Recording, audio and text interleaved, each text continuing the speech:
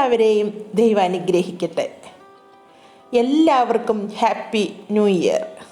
ഈ പുതുവർഷം നമ്മൾക്ക് മധുരമേറുന്ന ഓർമ്മകൾക്ക് വേണ്ടി ഞാൻ ഒരു ഗുലാബ് ജാം നിങ്ങൾക്ക് വേണ്ടി സമ്മാനിക്കാമെന്ന് വിചാരിക്കുന്നു.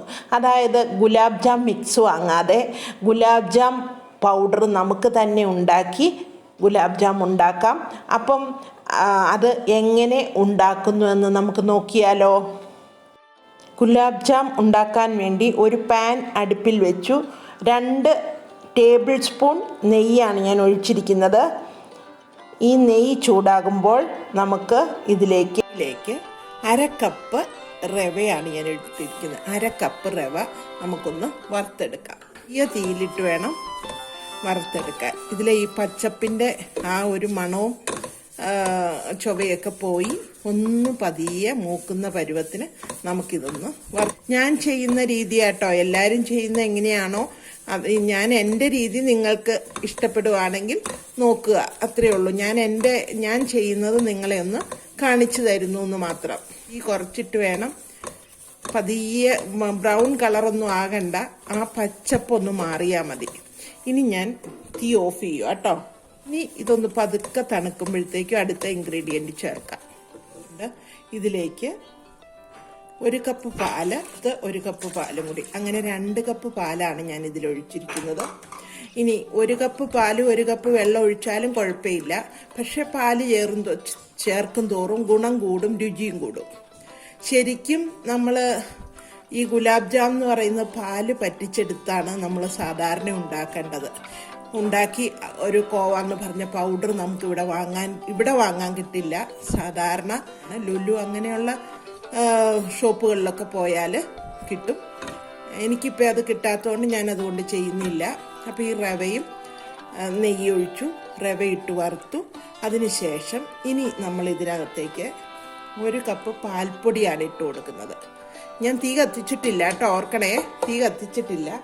1 കപ്പ് പാൽപ്പൊടി ഇതിൽ നമുക്ക് നന്നായി അലിപ്പിച്ച് ചേർക്കാം, കട്ടകളില്ലാതെ. 1/4 ടീസ്പൂൺ ഉപ്പുപൊടിയും കൂടി ഇട്ട് കൊടുക്കാം. ഞാൻ ഇത്ര നേരം തീ കത്തിച്ചിട്ടില്ലായിരുന്നു. ഇനി സ്റ്റവ് ഓൺ ചെയ്യാം. എന്നിട്ട് ഇനി അടി പിടിക്കാതെ കൈവിടാതെ ഇളക്കി ഇതൊന്ന് പറ്റിച്ചെടുക്കണം. അതാണ് അടുത്ത പണി.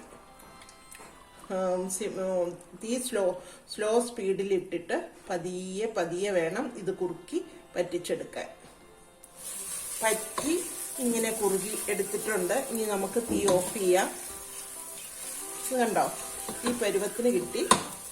ഇനി നമുക്കിതൊന്ന് തണുക്കാൻ വയ്ക്കാം. 4 ടേബിൾ സ്പൂൺ മൈദയാണ് ഞാൻ എടുത്തിരിക്കുന്നത്. 4 ടേബിൾ സ്പൂൺ മൈദ, 4 ടേബിൾ സ്പൂൺ മൈദ എടുത്തു. ഇനി ഇതിലേക്ക് 1/2 ടീസ്പൂൺ ബേക്കിംഗ് പൗഡറാണ് ചേർത്തിരിക്കുന്നത്. ഈ മൈദയുടെ കൂടെ മിക്സ് ചെയ്ത് കൊടുക്കാം. എന്നിട്ട് വേണം നമുക്ക് നമ്മുടെ ഗുലാബ് ജാമിൻ്റെ മിക്സിലേക്ക് ചേർത്ത് കൊടുക്കാം. 1 സ്പൂൺ വീതം ഇട്ട് കൊടുക്കാം. അത് നമ്മൾ കുഴച്ച് നോക്കി വേണം. ഇപ്പം പാല് 1 ടേബിൾ സ്പൂൺ പാല് ഞാൻ ഒഴിച്ചു കൊടുത്തിട്ടുണ്ട്. ഈ മൈദയാണ് ഇതിനെ പ്രൊട്ടക്റ്റ് ചെയ്ത് പൊട്ടാതെ ഇരിക്കാൻ വേണ്ടി സൂക്ഷിക്കുന്ന മൈദയാണ്. അതുകൊണ്ടാണ് നമ്മൾ ഈ മൈദ ചേർക്കുന്നത്. കൂടി മൈദ ഇട്ട് കൊടുക്കുകയാണ്. അപ്പം നമ്മൾ 2 ടേബിൾ സ്പൂൺ ഇട്ടു. 1 ടേബിൾ സ്പൂൺ പാലും കൂടി ഒഴിച്ചു കൊടുക്കുക. ആകണം. 4 ടേബിൾ സ്പൂൺ മൈദ ഇതിൽ ചേർക്കണം. ഇപ്പം ഞാൻ 2ആണ് ചേർത്തത്. ഇനി 1 കൂടി ചേർത്ത് നന്നായി കുഴച്ചെടുക്കണം. 3ാമത്തെ ടേബിൾ സ്പൂൺ മൈദയും കൂടെ ചേർത്തു. നമുക്ക് ഇതൊക്കെ ഈ മിക്സ് വാങ്ങാൻ കിട്ടും. പക്ഷെ വാങ്ങാൻ കിട്ടുന്നതിലും വിലയിലും ഗുണത്തിലും ഒത്തിരി വ്യത്യാസമുണ്ട്. അതുകൊണ്ട് നമുക്ക് നമ്മുടെ വീട്ടിൽ തന്നെ നമ്മുടെ കുഞ്ഞുങ്ങൾക്ക് കൂട്ടുകളൊന്നുമില്ലാതെ ധൈര്യമായിട്ട് നമ്മുടെ കുഞ്ഞുങ്ങൾക്ക് നമുക്ക് ഉണ്ടാക്കി കൊടുക്കാം. ഇതൊക്കെ നമ്മുടെ കുഞ്ഞുങ്ങൾ വളരെയധികം ഇഷ്ടപ്പെടുന്നതാണ്. അതുകൊണ്ട് മറ്റ് വിഷാംശങ്ങളൊന്നുമില്ലാതെ നമ്മുടെ വീട്ടിലുള്ള സാധനങ്ങൾ വെച്ച് നമുക്ക് ഉണ്ടാക്കി കൊടുക്കാൻ പറ്റും. അപ്പം ഇനി നമുക്കിതിലേക്ക് ഒരു ടേബിൾ സ്പൂൺ മൈദയും കൂടി സ്പൂൺ മൈദ ചേർത്തു. അതിനോടൊപ്പം 3 ടേബിൾ സ്പൂൺ പാലും കൂടിയാണ് ഞാൻ ചേർത്തിരിക്കുന്നത്. ഇനി നല്ല മയത്തിൽ നമുക്കിത് കുഴച്ചെടുക്കാം. നന്നായി കുഴച്ചെടുത്തിട്ടുണ്ട്. ഇനി നമുക്ക് ഇത് നന്നായിട്ട് ചെറിയ ചെറിയ ബോൾസായിട്ട് ഉണ്ടാക്കിയെടുക്കാം. ഇപ്പം ഇത് കുഴച്ചപ്പോൾ എൻ്റെ കയ്യിലൊക്കെ നെയ്യ് മയമൊക്കെ ഉണ്ട്. അതുകൊണ്ട് ഞാൻ വേറെ നെയ്യോ അങ്ങനെയൊന്നും ചെയ്യുന്നില്ല. ആദ്യം തന്നെ ഒന്ന് പ്രസ് ചെയ്ത് വേണം ഉരുട്ടാൻ. പതുക്കെ പതുക്കെ കൈ അയച്ച് നമുക്ക് നല്ല ഇത് കണ്ടോ, എങ്ങും ഒരു പാടില്ലാത്ത നല്ല രീതിയിലുള്ള ബോൾസ് നമുക്ക് ലഭിച്ചിട്ടുണ്ട്. അതൊക്കെ ഒന്ന് പ്രസ്സിങ് കൊടുക്കണം. അതായത് എയറൊന്നും അകത്തില്ലാതെ നന്നായി പ്രസ് ചെയ്ത് ഒന്ന് പ്രസ് ആയതിന് ശേഷം 2 കൈയും ചേർത്ത് ഇതുപോലെ ബോൾസ് ആക്കി എടുക്കണം. സ്മൂത്തായിട്ടുള്ള ബോൾസ് ലഭിക്കും. നമ്മൾ ഇങ്ങനെ ഉരുട്ടി ഫിനിഷ് ചെയ്യും തോറും നമ്മുടെ കൈ ലൂസായി പതിയെ നമ്മുടെ ഉള്ളം കൈയിലിട്ട് ഉരുട്ടിയെടുക്കണം. അപ്പം ഞാൻ ഉരുട്ടിക്കൊണ്ട് വരാം. ബോൾസ് എല്ലാം റെഡി ആയിട്ടുണ്ട്. 2.5 കപ്പ് പഞ്ചസാര, 2.5 കപ്പ് വെള്ളവുമാണ് ഞാൻ ചേർത്തിരിക്കുന്നത്. സാധാരണ ഞാൻ വൈറ്റ് എസൻസ് ആണ് ഞാൻ ചേർക്കാറ്. പക്ഷെ വൈറ്റ് എസൻസ് ഇപ്പം എൻ്റെ കയ്യിൽ ഇല്ലാത്തത് കൊണ്ട് ഞാൻ 3 ഗ്രാമ്പു ചതച്ച് ഇട്ടാണ് ഞാൻ ഉണ്ടാക്കുന്നത്.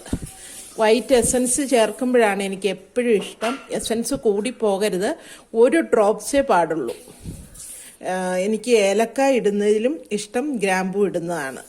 അപ്പോൾ അതുകൊണ്ട് ഈ ഫ്ലേവർ നിങ്ങൾക്ക് ഇഷ്ടമാണെങ്കിൽ ഗ്രാമ്പു ഇടാം, ഇല്ലെങ്കിൽ വൈറ്റ് എസൻസ്.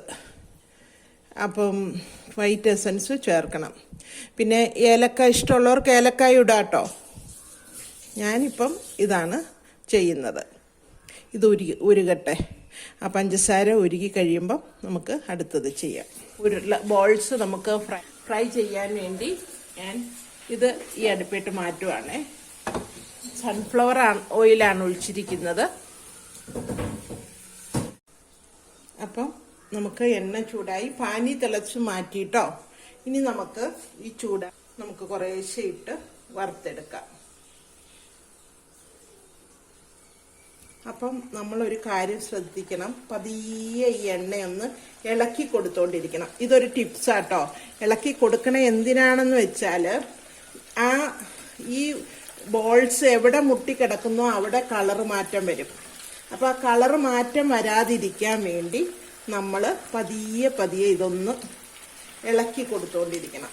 ഈ എണ്ണയൊന്ന് ഇളകി ഇരിക്കണം. ഇങ്ങനെ ഇളക്കി പതിയെ വേണം. ഇനി തീ കുറച്ചിട്ട് വേണം ഇത് വേവിച്ചെടുക്കാൻ. പതിയെ വേണം കളറ് മാറാനായിട്ട്. കാര്യം നമ്മുടെ ഈ റവയും ഒക്കെ വെന്തതാണെങ്കിലും നമ്മൾ ആ മൈദയൊക്കെ ചേർത്തത് കൊണ്ട് പതിയെ ഇതിന് കളറ് വരുത്തിയെടുക്കുന്നതാണ് നല്ലത്. അപ്പോൾ നമ്മുടെ ഉള്ളു വെന്തിരിക്കണം. ഇത് നമുക്ക് പൊളന്ന് നോക്കുമ്പോൾ അത് വെന്തില്ല എന്നുണ്ടെങ്കിൽ പച്ച ചുവയ്ക്കും. അപ്പോൾ പച്ച ചുവ ഉണ്ടാകാതിരിക്കാൻ വേണ്ടി നമ്മൾ ചെറിയ തീയിൽ വേണം ഇത് വേവിച്ചെടുക്കാൻ. ഇങ്ങനെ പതിയെ കളർ മാറ്റി, അതായത് സിമ്മിലിട്ടെങ്കിൽ മാത്രമേ ഇങ്ങനെ പതിയെ കളർ മാറത്തുള്ളൂ. വലിയ സ്പൂൺ ഉപയോഗിക്കാം.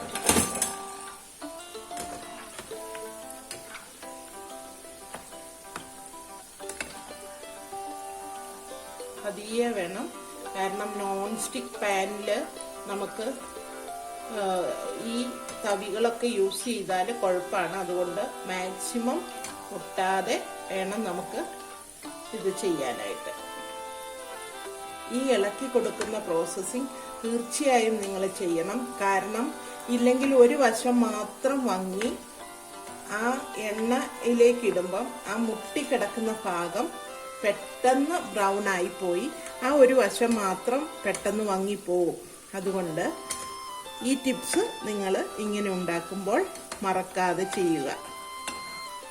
പിന്നെ ഞാൻ ഇത് നേരിട്ട് എണ്ണയിലേക്ക് പഞ്ചസാര പാനിയിലേക്ക് ഇട്ട് കൊടുക്കൂല.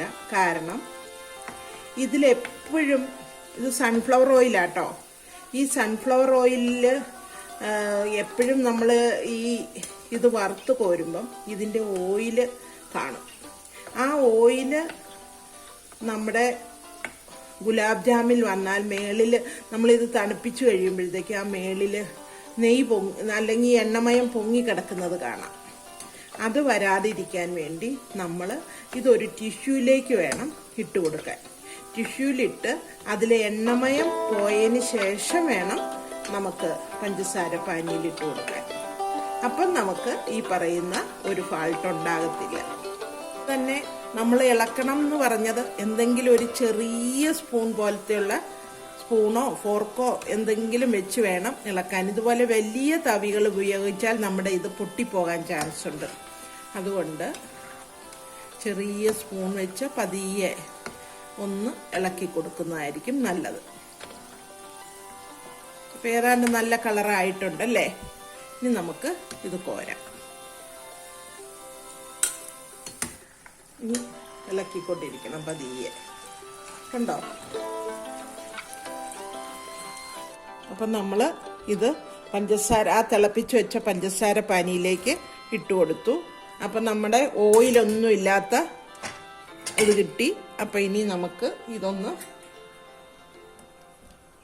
ഈ പഞ്ചസാര പാനിയിൽ ഒന്ന് ഞാൻ തിളപ്പിക്കും. ഒന്ന് തിളച്ച് കഴിയുമ്പോഴാണ് അത് നല്ല സോഫ്റ്റായിട്ട് വരുന്നത്. അപ്പം തിളയ്ക്കണോടം വരെ വെയിറ്റ് ചെയ്യാം. നമ്മുടെ ഈ ബോൾസ് എല്ലാം നികക്കെ ഉണ്ടായിരിക്കണം കേട്ടോ പാനി. എങ്കിലേ ഇത് നന്നായി സോക്ക് ചെയ്യുമ്പം നമുക്ക് കറക്റ്റ് പാനി ആവുള്ളൂ. ഈ പാനിക്ക് നമ്മൾ വെറുതെ തിളപ്പിച്ചത് മാത്രമേ ഉള്ളൂ. നൂൽപ്പരുവോ അങ്ങനെയൊന്നും ആക്കിയിട്ടില്ല. ആ പഞ്ചസാര അലുത്ത് തിളച്ചെന്ന് മാത്രമേ ഉള്ളൂ കേട്ടോ. അപ്പം ഇനി ഞാൻ തീ ഓഫ് ചെയ്യുക. ഇനി ഇത് നമുക്ക് ഒരു പാനിലേക്ക് മാറ്റാം. തീ ഓഫ് ചെയ്തു. ഗുലാബ് ജാം റെഡി ആയിട്ടുണ്ട്.